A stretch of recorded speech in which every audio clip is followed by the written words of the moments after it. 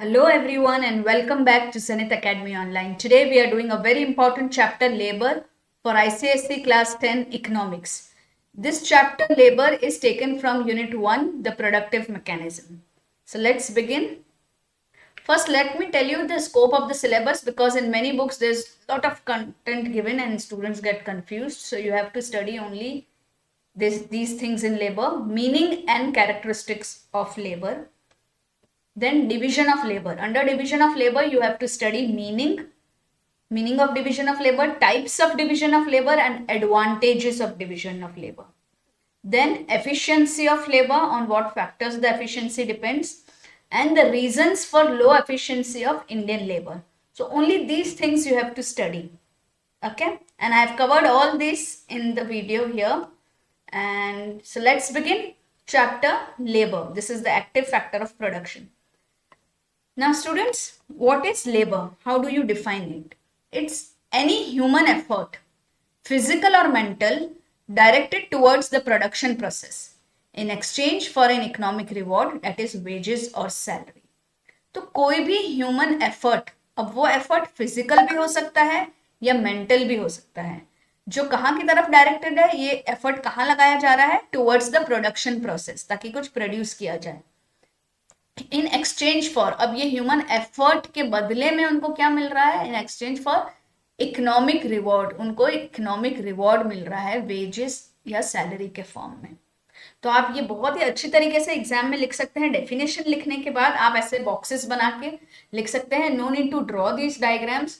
Mental effort plus physical effort multiplied with economic reward is equal to labour. बहुत ही अच्छी तरीके से लिख सकते हैं आप ये. इससे बहुत इम्पैक्ट पड़ेगा, बहुत इन्फ्लुएंस हो जाएगा, आपका एग्जामिनर आपको बहुत अच्छे मार्क्स देगा.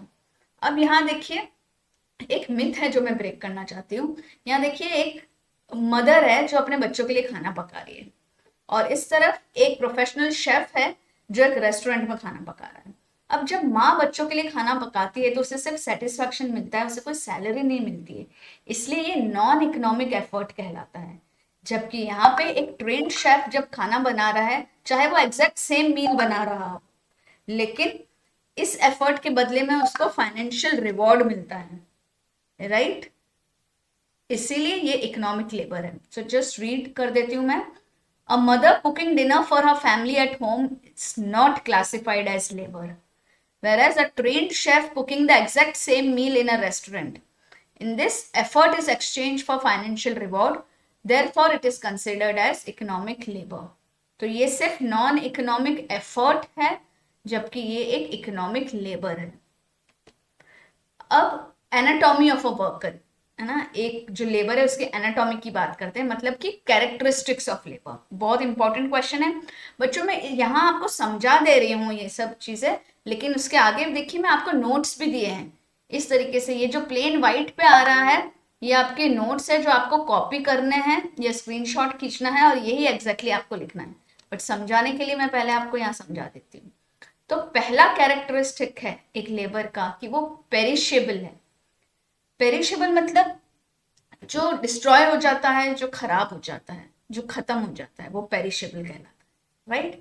तो अगर एक वर्कर किसी दिन बीमार है या नहीं आया है, उसने काम नहीं किया है, मतलब उस दिन का लेबर नहीं हुआ है, लेबर इज डिस्ट्रॉयड. जबकि कैपिटल और लैंड जैसे जो फैक्टर्स है, अब लैंड है तो है ही, वो डिस्ट्रॉय तो नहीं होगी, है ना, या कोई फैक्ट्री या टूल है तो वो है ही. लेकिन अगर एक दिन का काम, अ डेज लेबर लॉस्ट, एक दिन का काम अगर लॉस्ट होता है, it is permanently destroyed. It can not be stored like a capital. Labour को हम स्टोर नहीं कर सकते हैं, है ना. अगर आज उसने काम नहीं किया मतलब नहीं किया, हम काम को स्टोर नहीं कर सकते, right? So this is perishable. Then it is inseparable. Second characteristic is inseparable. एक वर्कर को आप उसके काम से सेपरेट नहीं कर सकते हो. आपको उसका काम, उसकी स्किल्स खरीदनी है तो आपको वो पूरा वर्कर खरीदना पड़ेगा. वो वर्कर अपना स्किल खाली भेज दे और वो खुद ना आए, ऐसा नहीं हो सकता है, right? So the worker and the service are one. You cannot buy a doctor skill without the doctor, है ना. सिर्फ आप उसकी डॉक्टरी खरीद नहीं सकते, आपको डॉक्टर खरीदना पड़ेगा. I mean, डॉक्टर को सैलरी देनी पड़ेगी. So the human being and the effort are inseparable. Right. Then means and end, what does it mean? यहाँ पे देखो मैं इन्फिनिटी बना रखा है। मीन्स एंड एंड का क्या मतलब है? Labour is the only factor that produces goods in order to consume them.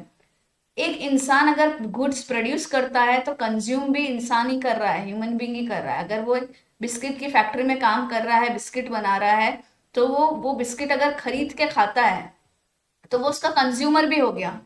सो यही एक ऐसा फैक्टर है जो प्रोड्यूस भी करता है, कंज्यूम भी करता है। सो मीन्स एंड एंड ना, वो उसको उस चीज को बनाने का मीन्स भी वही है और उसका एंड यूजर भी वही है, right. Then active factor, it's an active factor. हमने पढ़ा था land and labour, land and capital are passive factors whereas labour and entrepreneur are active factors. तो लेबर एक्टिव फैक्टर का मतलब यही वो एक स्पार्क है जो पैसिव इनपुट्स को जगाता है, जैसे कि लैंड और मशीनरी। लैंड अपने आप में कमा के नहीं देगा या मशीनरी अपने आप में कमा के नहीं देगी जब तक लेबर अपना मेहनत उस पर नहीं लगाएगा, ठीक है। So it's the spark that wakes up passive inputs like land and machinery. Then variable efficiency. Variable efficiency मतलब अगर आपने कोई दो लेबर्स को हायर किया है, एक स्किल्ड है ना, अच्छी तरह से ट्रेन होके आया है, लेकिन दूसरे में उतनी स्किल नहीं है, तो दोनों का आउटपुट अलग अलग होगा, राइट। हर एक इंसान एक जैसा नहीं होता है, जैसे कि मशीन आप एक जैसी बना सकते हो।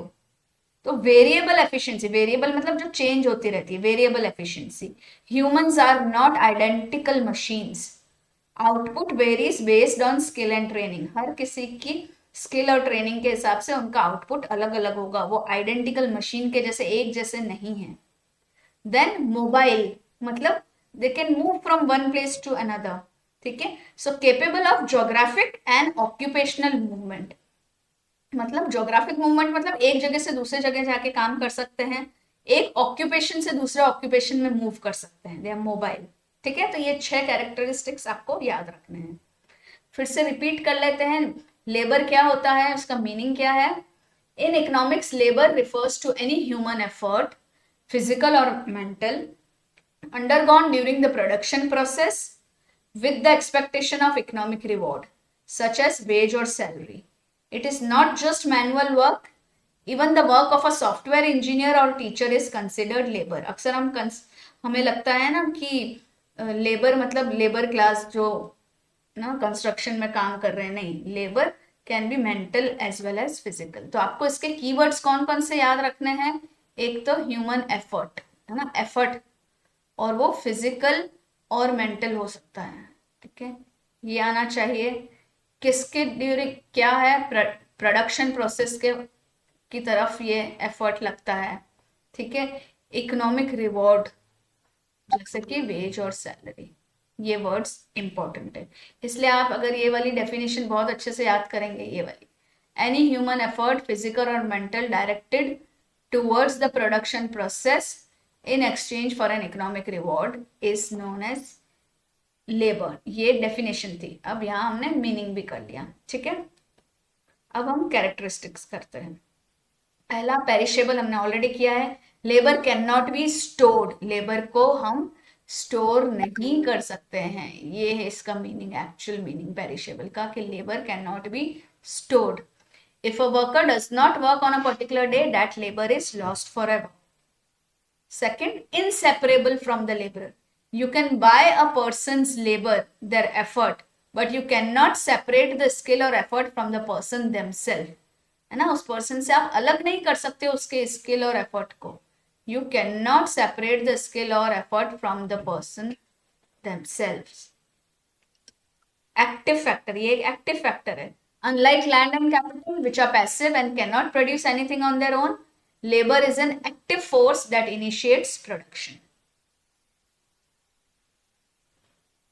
Mobile, labor can move from one location to another. Geographical mobility है ना, एक जगह से दूसरे जगह से जब जाते हैं, लोकेशन जब चेंज करते हैं तो उसे जोग्राफिकल मोबिलिटी कहा जाता है, ठीक है। एंड और from one job to another, अगर ऑक्यूपेशन चेंज करते हैं तो उसे ऑक्यूपेशनल मोबिलिटी कहा जाता है, एक जॉब से दूसरी जॉब या एक लोकेशन से दूसरी लोकेशन पे मूव हो सकते हैं। Then varies in efficiency, not all labour is equal, some workers are highly skilled and efficient while others may be unskilled. Then both means and end. Labor is used to produce goods, that is means, but also consumes those goods to satisfy wants, मतलब end user. ठीक है, तो यहां से इसको आप अच्छे से कॉपी कर लीजिए कैरेक्टरिस्टिक को. देखिए 1 मिनट, इसका आप स्क्रीनशॉट ले सकते हैं. Right the exact same words for getting very good marks. Okay, जैसे लास्ट वाला both a means and an end बहुत अच्छी तरीके से वर्ड टू वर्ड लिखा गया है. कीवर्ड्स का ध्यान रखिए. ठीक है, चलो now let's talk about the architecture of production. Production जब हम करते हैं तो उसमें क्या ध्यान रखते हैं, मतलब डिवीजन ऑफ लेबर हम पढ़ रहे हैं. ठीक है, अब यहाँ आप देखिए डिवीजन करने के पहले प्री डिवीजन यहाँ पे क्या हो रहा है, एक ही इंसान सब काम कर रहा है तो वो काफी उलझ जाता है. ठीक है, one man is trying to do everything. जबकि मॉडर्न डिवीजन के हिसाब से क्या होता है, specialised operations and output optimisation. मतलब यहाँ देखिए पेंटिंग कोई एक ऐसा इंसान कर रहा है जो पेंटिंग करना ज्यादा अच्छे से जानता है. ठीक है, यहाँ पे मोटर का काम वो इंसान कर रहा है जो इस चीज पे का एक्सपर्ट है. ठीक है, इसको जैसे मैकेनिक का काम वो कर रहा है जो उस चीज में स्पेशलिस्ट है. तो अपनी अपनी स्पेशलाइजेशन के हिसाब से सब लोगों में काम बांट देना is called division of labour. So अगर आप डेफिनेशन पढ़ेंगे, splitting the production process, production process को आप तोड़ के स्प्लिट कर देते हो इनटू डिस्टिंक्ट अलग specialised operations assigned to different workers to maximise total output. Total output को मैक्सिमाइज करने के लिए आप प्रोडक्शन प्रोसेस को स्प्लिट करो अलग अलग स्पेशलाइज्ड ऑपरेशंस में, और वो असाइन करो अलग अलग वर्कर्स को जो उस काम में एक्सपर्ट हो. ठीक है, तो division of labour definition I am again repeating, splitting the production process into distinct specialized operations assigned to different workers to maximize the total output.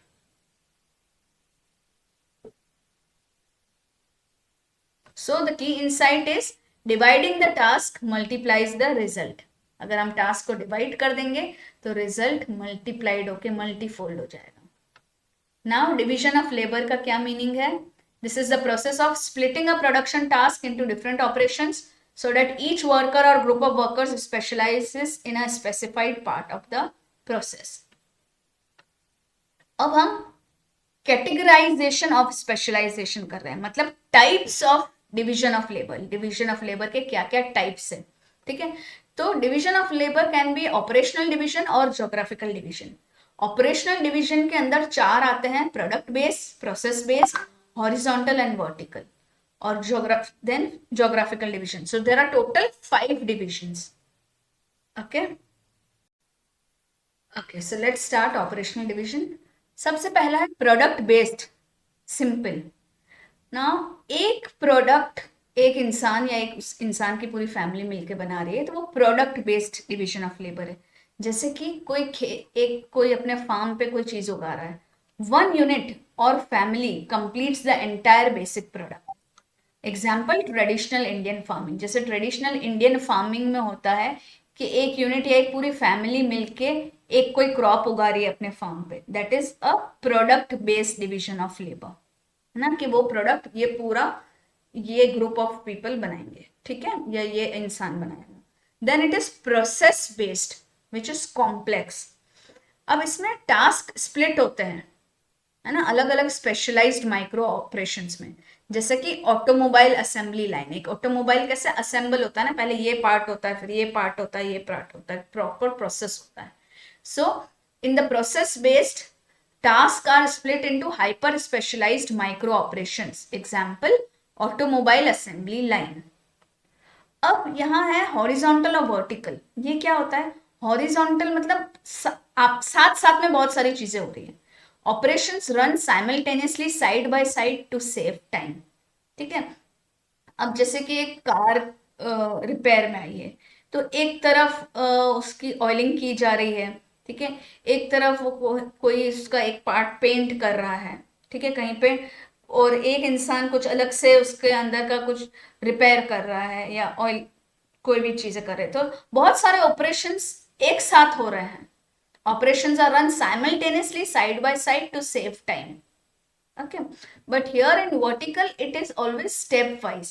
Operations run in a staged sequential progression.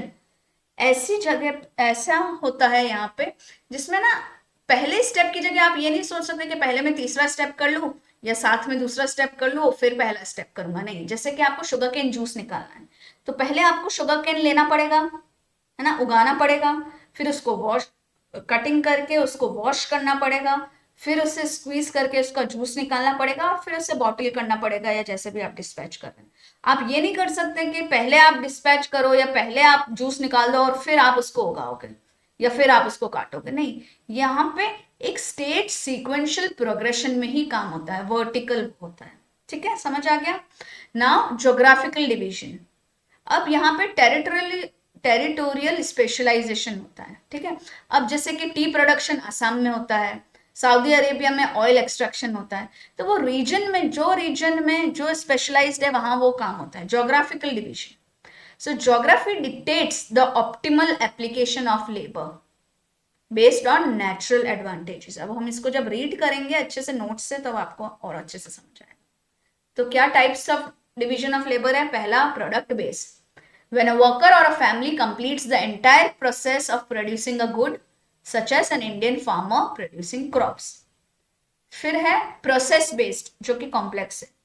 The production is split into many operations, this can be complete, जैसे simultaneous, एक जैसा काम हो रहा है simultaneous, और incomplete sequential stage. ठीक है, तो स्प्लिट बहुत सारे ऑपरेशंस में स्प्लिट होता है। तो अब ये जो है इसमें हॉरिजॉन्टल और वर्टिकल होता है। हॉरिजॉन्टल क्या है? Different parts of a process run simultaneously, है ना। Example, in car manufacturing one team works on engine while the other paints.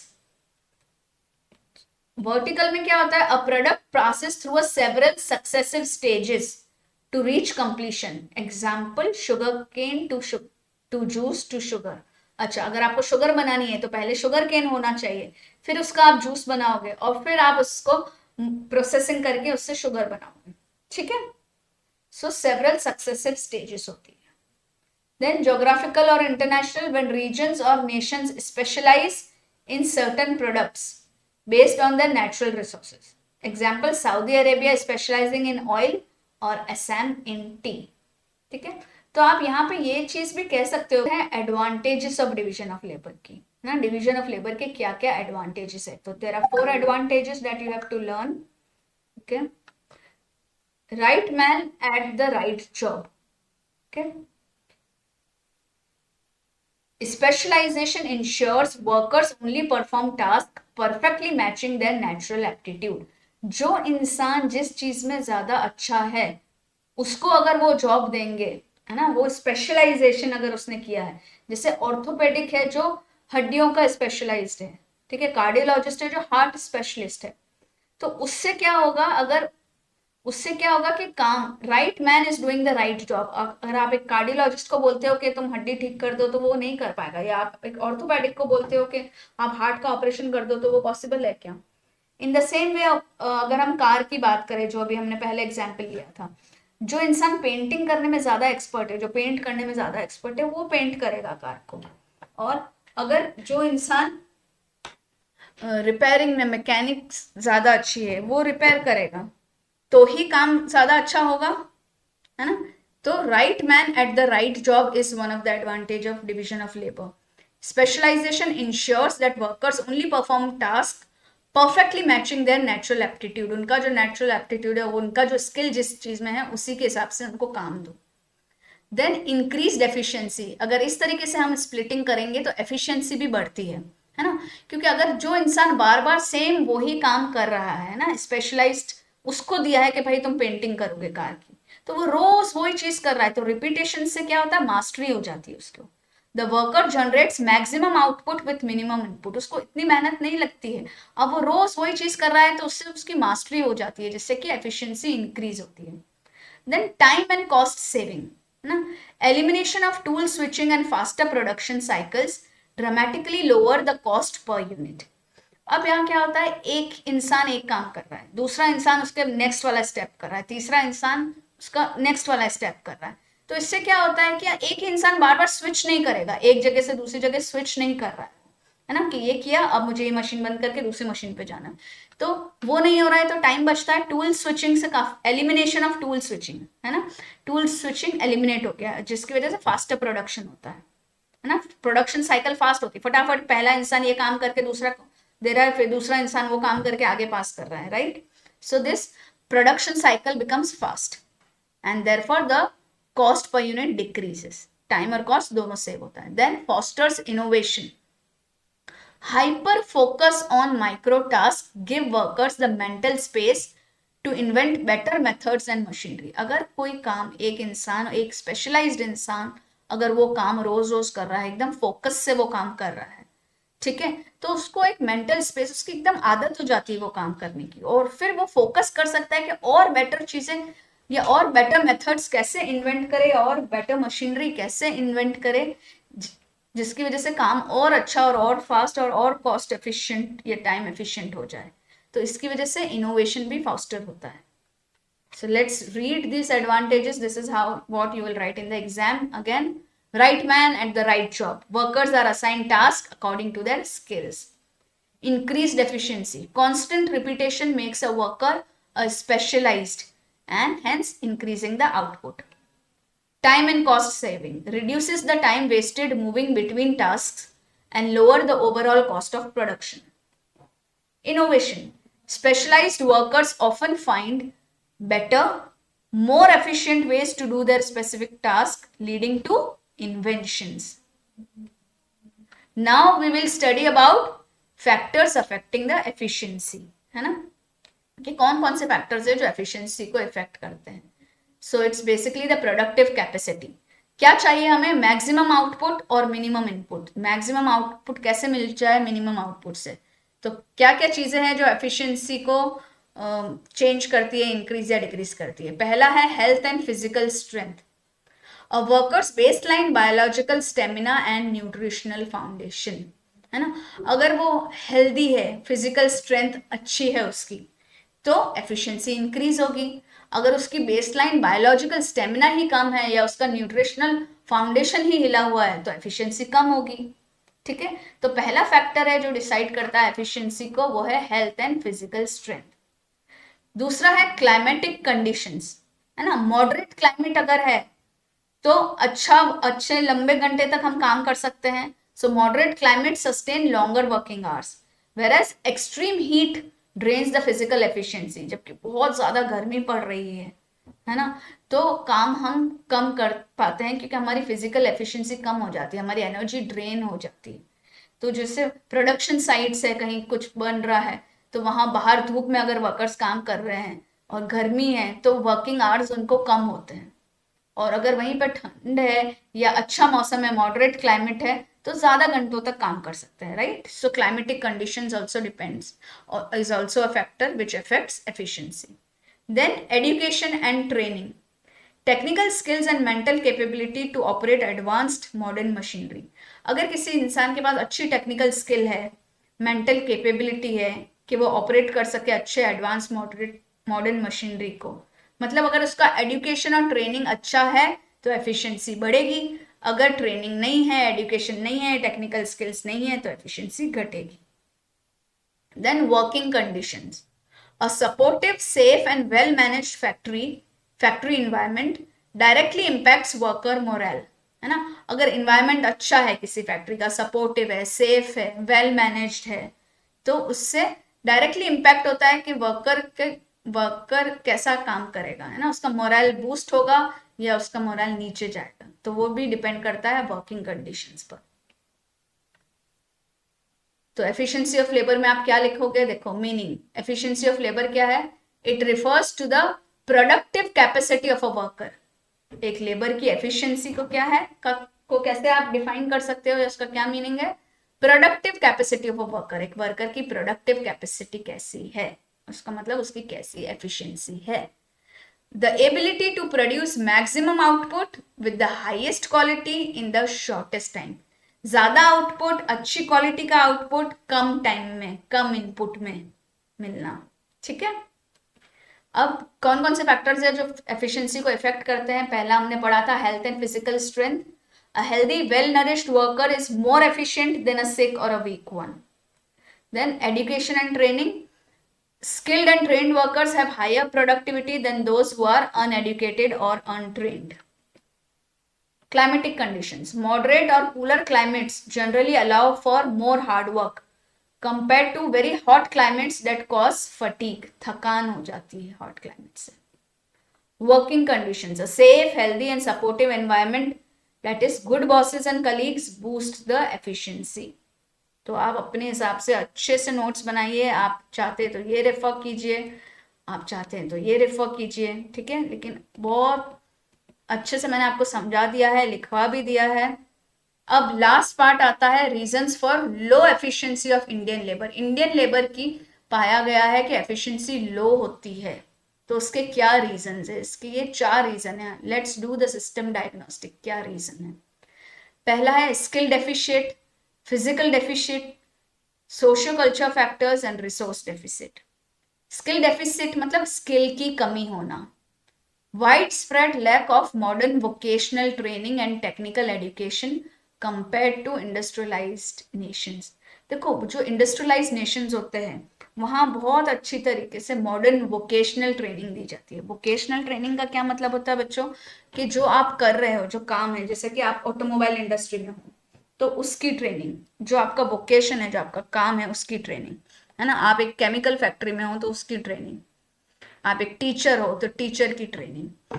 तो इंडिया में there is a wide spread lack, कमी है मॉडर्न वोकेशनल ट्रेनिंग की और टेक्निकल एजुकेशन की in comparison to industrialised nations. ठीक है. फिर है फिजिकल डेफिसिट. फिजिकल डेफिसिट में आप पिक्चर से ही पता चल जाएगा आपको. एक सिस्टमिक पॉवर्टी चैलेंज जो हम फेस कर रहे हैं ना, leading to poor health, low stamina and inadequate nutritional standards. हमारे कंट्री के न्यूट्रिशनल स्टैंडर्ड्स ही लो है. ठीक है. ओवरऑल, ठीक है, जितना न्यूट्रिशन मिलना चाहिए एक एडल्ट ह्यूमन बीइंग को, उससे कम न्यूट्रिशन मिलता है. तो because of systemic poverty challenge, okay, जिसकी वजह से पुअर हेल्थ होती है, लो स्टेमिना होती है और इनएडुकेट न्यूट्रिशन स्टैंडर्ड्स. फिर है सोशियो कल्चरल फैक्टर्स. ये बहुत इंपॉर्टेंट और बहुत यूनिक चीज़ है, इसको ध्यान से समझो. थोड़ा सा मुश्किल होता है इसको समझना.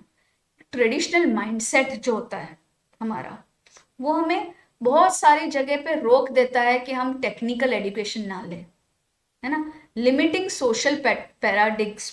ये क्या है? सोशल, जैसे आप किसी चीज़ में अच्छे हो लेकिन आपके घर वाले कहते हैं कि नहीं, ये हम हमारे खानदान वाले ये काम नहीं करते हैं. ठीक है. जो आपको लिमिट कर देता है. And lack of high performance industrial work culture. और हमारे यहाँ वर्क कल्चर भी जो है ना, वो हाई परफॉर्मेंस वर्क कल्चर नहीं है. हमारे यहाँ आदत ही ऐसी बिगड़ी हुई है, हम कहते हैं कि यार इतने में हम इतना ही काम करेंगे. वर्क कल्चर भी एक तो हमारे यहाँ खराब है. तो एक traditional mindset, limiting social paradigm and a lack of high performance industrial work culture. This is social cultural factors which is one of the reasons for low efficiency of Indian labor. Then resource deficit. हमारे यहाँ resources ही inadequate है.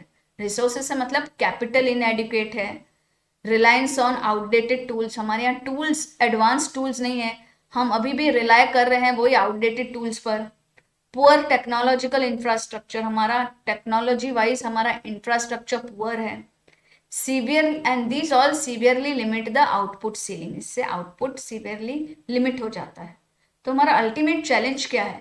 Upgrading this systemic bottlenecks is the key to unlocking India's massive human capital potential. हमारे पास बहुत बड़ा, बहुत massive human capital है, तो पोटेंशियल बहुत ज्यादा है, लेकिन हमारा चैलेंज है कि हम इस सिस्टमिक बॉटलनेक को अपग्रेड करें.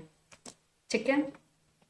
तो एक बार फिर से रिपीट कर लेती हूँ इसको, आपको किस तरीके से लिखना है. Based on the sources, several factors contribute to lower productivity in specific context like Indian agriculture and industry. ये लिखने की इतनी जरूरत नहीं, डायरेक्ट हम रीजंस पे आते हैं. ठीक है. Lack of education and skill. A significant portion of the labour force में बी अनस्किल्ड और illiterate, making them less capable of using modern scientific methods or technology. Poor health and nutrition, lower standards of living, and health issues can reduce the physical capacity of workers. Social and cultural factors. In some cases, a lack of work culture or even a lack of willingness to work, that is shirking, results in lower output when land and resources are available. अच्छा बच्चों, अब ये भी ध्यान से देखो कि बहुत सी जगह होता है ना, लैंडलॉर्ड्स है, बड़ी बड़ी लैंड्स अवेलेबल है, लेकिन बोलते हैं हम ये काम नहीं करते हैं, ठीक है। एक विलिंगनेस भी नहीं होती है कि हाँ हमारे पास तो बहुत पैसा है, कौन ये सब काम करेगा, ठीक है। तो वो भी बहुत ज़्यादा है हमारे यहाँ कल्चरल फैक्टर, इसे हम शर्किंग कहते हैं, ठीक है। Inadequate capital tools. So efficiency is often hampered when workers are not provided with high quality machinery or tools or capital to assist their human effort. Human effort तो है, लेकिन inadequate capital और inadequate tools है, inadequate machineries. So that was all about labor. I hope you understood the chapter very well. I have given you perfect notes, very good explanations. I hope you liked the video. If you liked it, do write it in the comment sections. And I know if you do this very perfectly, you'll be able to answer all the questions. Okay, and if you like it, please share it with all your friends and do not forget to subscribe and tap on the bell icon to receive notifications for our next videos. Okay, bye bye and keep the learning always on Zenith Academy Online.